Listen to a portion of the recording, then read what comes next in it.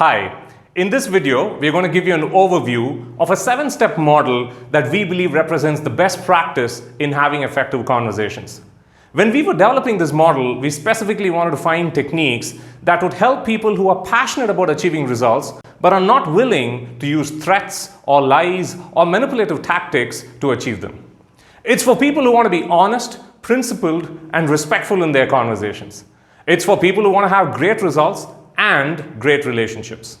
It's for people who want to be assertive without being aggressive and considerate without being taken advantage of.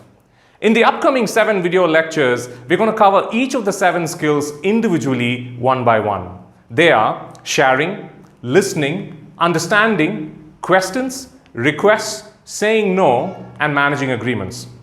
Let's look at them one by one. The first skill is sharing. Sharing is all about expressing our objectives, thoughts, concerns, emotions, ideas, and recommendations in a direct and sensitive way so that we maximize our chance of achieving our objectives. I'm guessing that there have been a number of times when you wanted to express yourself without holding back. But when you walked into that conversation, maybe you avoided the topic or beat around the bush because you were worried about hurting the other person's emotions or having an unproductive argument. And the end result was that you didn't get across what you really wanted to say.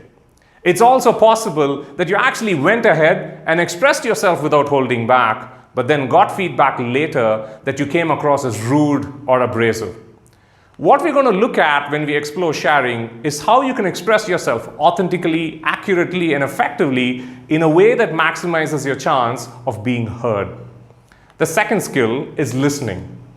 Developing your listening skills allows you to hear things in a conversation that other people might not. It's like a superpower, like X-ray vision. It helps you find the answer to critical questions, like what's really important for the other person?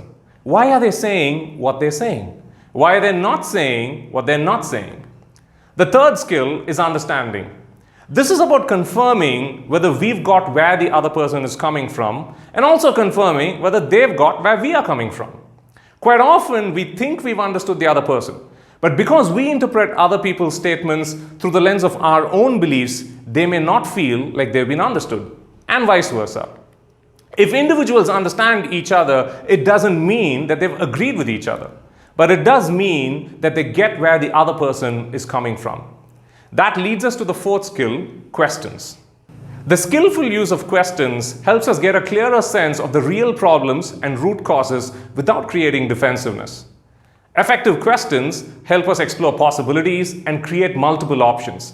And the more options we generate, the more likely it is that we'll find a solution that works for all concerned parties.